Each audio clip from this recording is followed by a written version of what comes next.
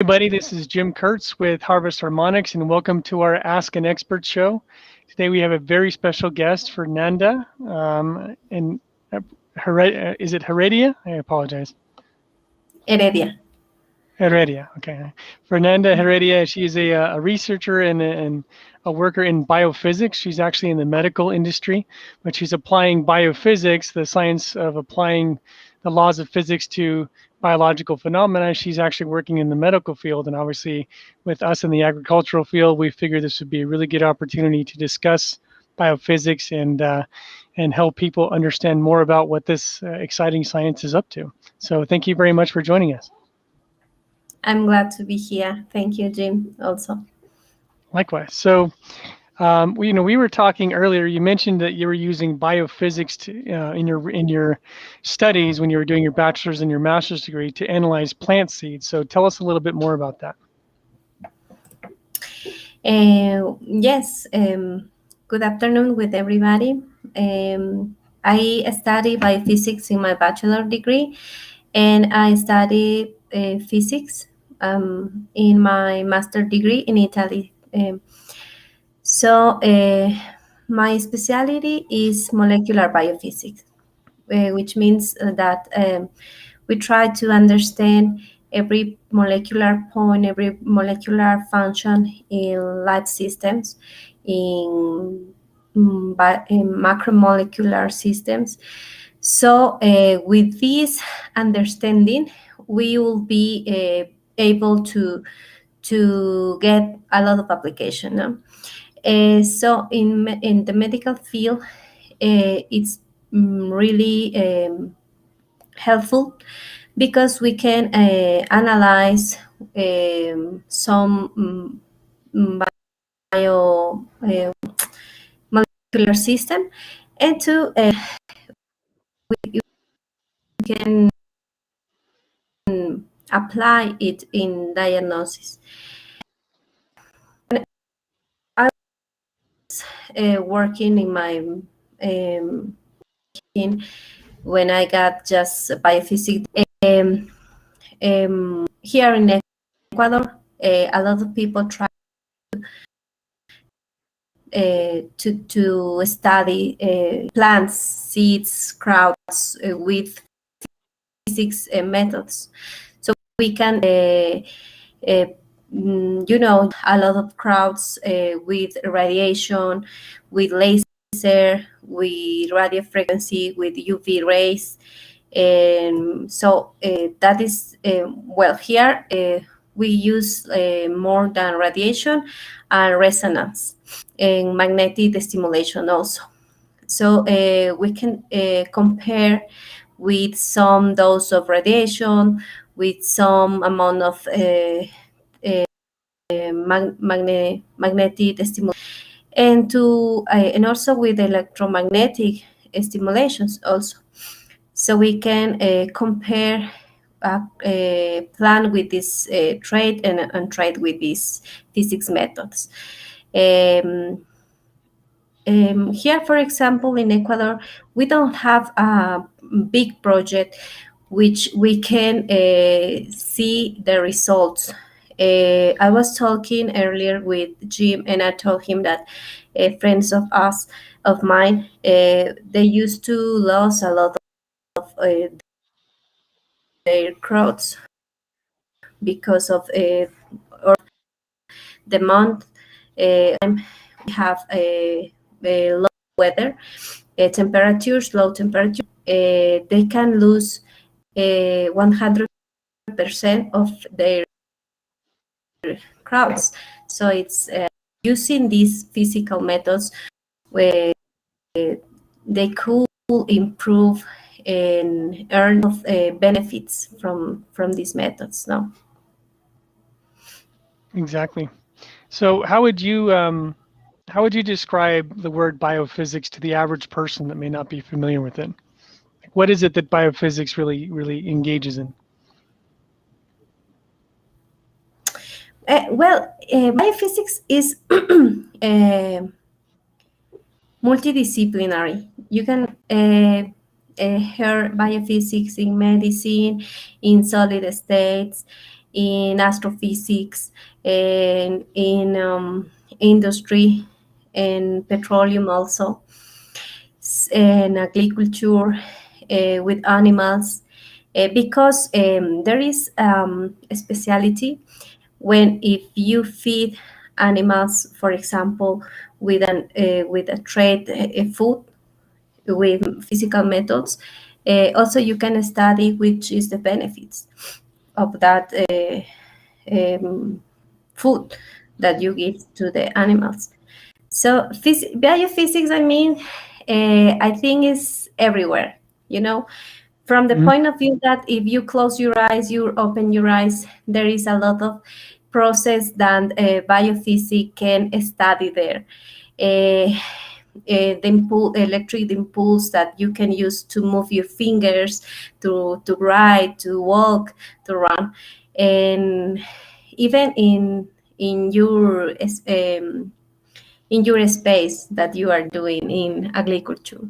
So it's really interesting, and it's a really big field to study. So, as a biophysics, as a physics, if a person study one just specialty, it can spend 10 years, 20 years to consider as an expert to do some special point in the physics. So it's really interesting to see a lot of point of views here in biophysics. It's kind of weird, here to just to hear about like what is biophysics. When I study in my bachelor degree, a lot of people, even my family, ask me like, "So what are you studying? What that does it mean?" And I was like, "It's physics with life." When but when I went to do my master degree, I really understand that biophysics is multidisciplinary. We can be Mhm. immersed in a lot of topics. Exactly. So, what kind of projects in biophysics are you currently working on? Um, I collaborate with in environment. It was one of my first project when I came back here to Ecuador with my master degree. Um, it was a project about radon. Can you hear that? Or Hmm. have you heard about radon? I've not heard about that. No. Uh-huh. It's gas Oh, which is radon. Yeah, present, which is we present would call it radon gas. Yeah. in the air. So it was my first collaboration. We worked with some students in the high school, two different high school, and it was a project from Italy that we could collaborate. So that was like in 2018, I think. And then I in my master degree I study plasma, blood, human blood, and we try to find a biomarker in present in blood plasma in people with multiple sclerosis. Hmm. So the point was to study human blood from the people with that disease and people with no disease. And so we did is to analyze the blood with a spectrometer, infrared spectrometer, and to compare the spectra in to compare the plasma that with that disease, multiple sclerosis, and without any disease.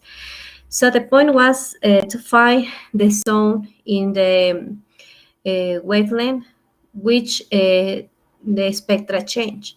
So we found some slide in a main protein. because in the blood plasma you can find protein zone. It is two main zones: the fingerprint and the height zone. So in the fingerprint, we found a difference, important difference. That study came because we began to read about Alzheimer.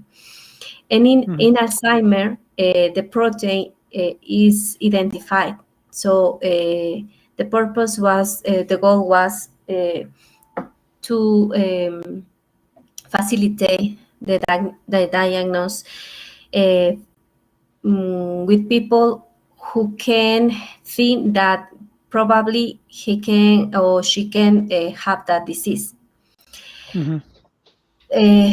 So it's really interesting because there are a lot of processes that a patient can pass to know that if he or she has that disease, and a lot of years, and to present the symptoms and to have the symptoms. So it's like a little bit late to stop the disease or to treat the disease. So that was my first collaboration, and it was really interesting because we had a lot of samples from patients with multiple sclerosis, but we didn't have enough samples with persons with no disease. And so I told my supervisor, I can get blood samples from my friends, Ecuadorian friends. And she told me, no, because Italian type and blood and Ecuadorian type blood is different. And I said, like, in my first idea was like, but it's blood. So when I came here in Ecuador, I did a thesis with one of my students. So we found that it's different. The spectra from the plasma blood, human plasma blood in Ecuador, in Ecuadorian people and Italian people is different. So starting at this point, we can consider a lot of applications, even in some disease, even in pharmacologic point of view, because we just buy, for example, ibuprofen, or we just buy. But here in Ecuador, there is not the study. We have maybe some industry that they just manufacture it.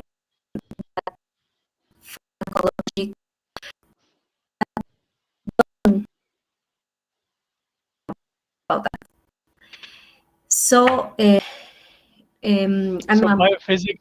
Blood, we can I was going to say, see that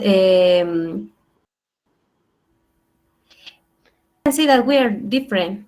We have different proteins, we have different fingerprint, we have different high region. Maybe it's even because of our yes, or food, or I don't know, with manner of life, we are so different. So it can work different, even how some disease can work in our body in another bodies. So okay, so biophysics is that enabling us to find some of these diseases earlier on in the process, which might help improve our chances for handling them, like Alzheimer's and multiple sclerosis and those types of things. yes. So in Alzheimer, just doing a blood test, you can see the probability of having or not. And also, if with an early diagnosis, you can improve or you can stop that disease. Nice. And one of the questions I have here in the chat is, what is the biggest challenge that biophysics has as a science? Well, biophysics has, as I said in the beginning, it's multidisciplinary. So it depends of the topic that we are studying. For example, in medicine, one of the biggest challenge is to know how every protein work. As I don't know if you have heard in the beginning of this pandemic, one of the first on the mainly topic was to know the biomembrane and how to break that biomembrane, because if someone can understand how it works, we can destroy the virus, you know. So it depends of the topic. We have also studies in solid states. So also, how can we investigate in that for medicine, for biomechanics? And so we have a lot of fields to study. Exactly. So you mentioned earlier when we talked earlier about some quinoa farmers in your region that were losing about 70% of their yield to disease. What was causing that loss? What was the disease that was causing that problem? Uh-huh. Well, here in Ecuador, our weather is really interesting because we have zones. Some it's really cold, another is like it's wet, and the other zone is really warm. So depending of the zone, we can cultivate some of plants, seeds, and have crops. So here, one of my students study quinoa. So it was interesting because she told me in the beginning 70% of the crop is lost. Yeah, I said like it's a lot. So imagine one family or one, because here most of the people which work in farm are families. Mm-hmm. So one family just can earn 30% of the crop. So it's crazy. One of the most the problem is fungi, uh, and the other is here we call it helada. It's like frozen when the weather is really cold. So it froze the plant and it kill it completely. So how can we avoid that? In Ecuador, most of the people use chemical products, uh, Mm-hmm. pesticides, and all we know that that is also not a solution, a big solution, because with the time the fungi used to be more resistant for the pesticides. So what the people do is to plant more seeds and to wait that at least earn 30%, 35%. Mm-hmm. Exactly. So our technology obviously is using radio waves. That's our form of biophysics. We're using radio waves to directly stimulate plant metabolism. So how do you think biophysics could be used to measure the difference in quality of the yields? Because a lot of times it's pretty obvious if we've increased the yield, but how could you use biophysics to look at, for example, the spectrum of the fruit or those types of things in order just to see what qualitative differences there might be in terms of the nutrition value of the fruit or vegetables? There are a lot of physical techniques We can use, for example, spectrometry, UV spectrometer, calorimetry, resonance to study and to compare and product with which was trade and untrade. So it's like to offer to put like our fingers, you know. If we put one over the other, we can see which difference we have, or if we don't. It's the same with products when we study with physical methods. So we can see the spectra, and we can identify in which zone we have more nutrients, we have better results.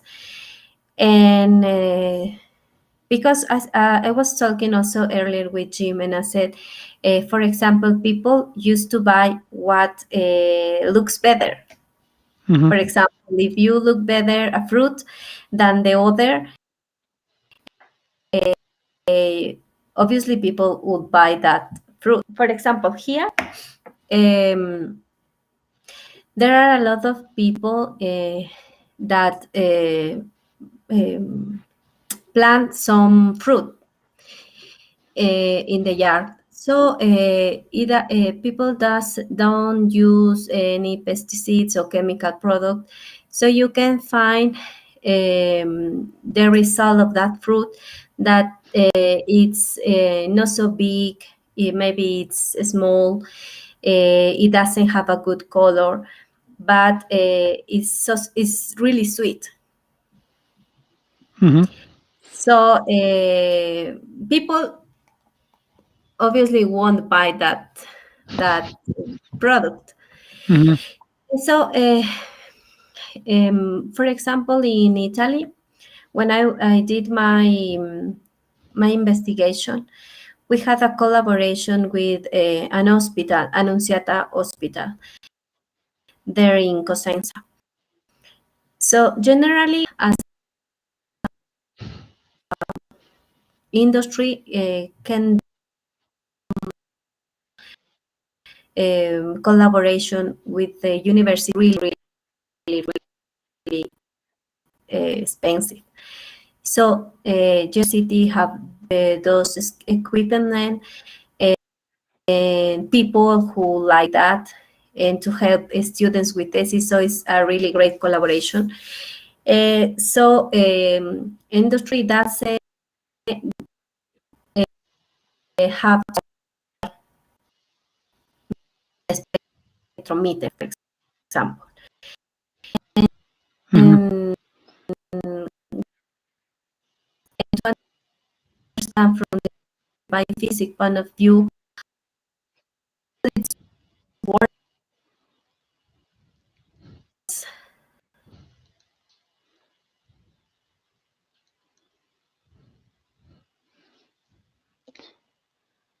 I think you're breaking up there. I think the internet's caught up here for a second. Fernanda, are you there?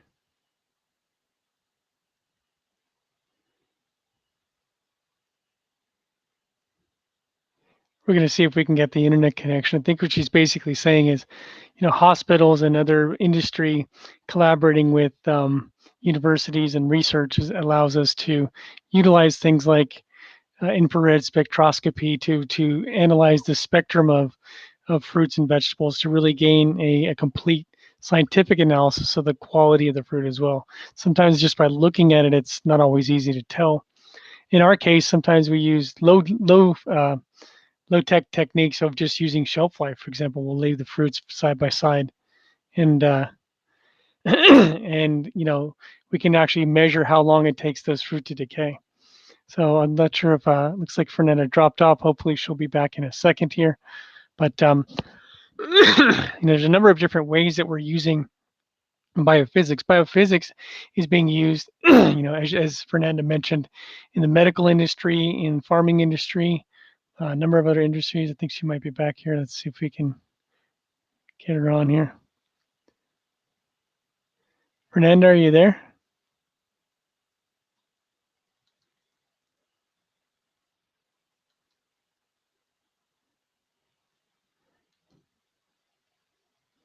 Are you there, Fernanda?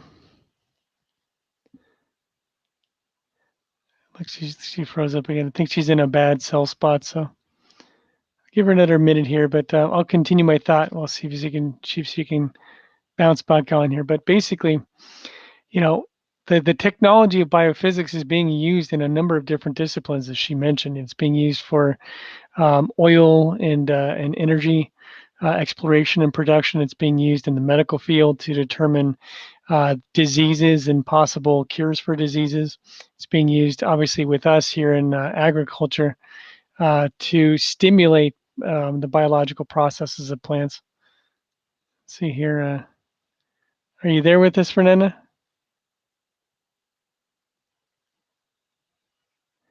Can you hear us? Hi, I don't know what happened. No problem. Well, I just kind of really wanted to wrap up anyhow. I think this has been a great interview. The question I wanted to ask you is, what does the Kiminasi plant booster mean to you in terms of a technology, in terms of the potential benefits for farmers?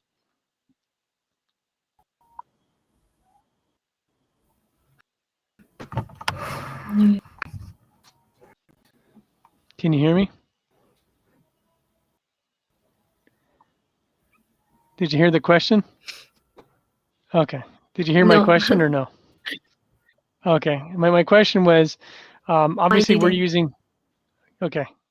My question was, we're using radio waves to directly stimulate plant metabolism. And what do you think, or in your opinion, what does the Kiminasi plant booster and the use of biophysics mean for farmers in terms of their potential benefits?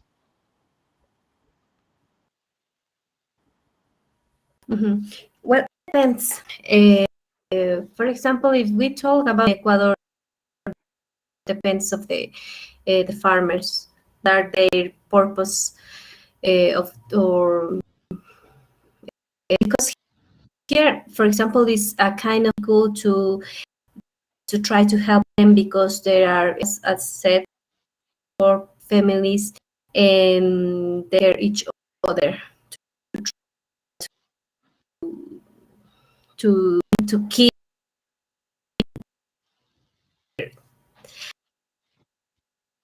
Mm-hmm. So if we benefits using biophysical methods, even if we use, for example, if we use magnetic stimulation or radio frequency, see the results. Increase seed remission or increase root mass or vegetative mass or yield form. I don't know, like 40%. So also increase the resistance to the outside influence like weather, pests, or fungi. The resistance to pests. So it's a lot of benefits that it's feel that you, because few let's say small projects doing in a big area, having the as you show me the pictures, you have the results. So it's in that to see the theory in the production field, you have great results. So it's this point of these biophysics studies from the 2000s. It's from the 19th century when kind of studies start. So now we have a lot of results. We know, for example, of radiation we can give some seeds, which amount of magnetic influence we can give, and we know, for example, if a lot of radiation from a plant, that plant will die. We are use it in a big project. That is so interesting. As are you doing? Right. What's the point of applying? Exactly. Well, that's about all the time we have for today. But Fernanda, I want to thank you so much for joining us. It's been very educational.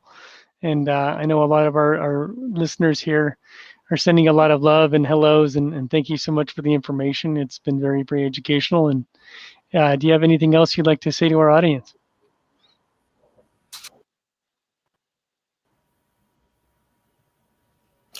And I don't know if there is another question. No, I think that's all the questions we have. I just wanted to thank you again for joining us, and you've been very helpful and very informative. We really appreciate it.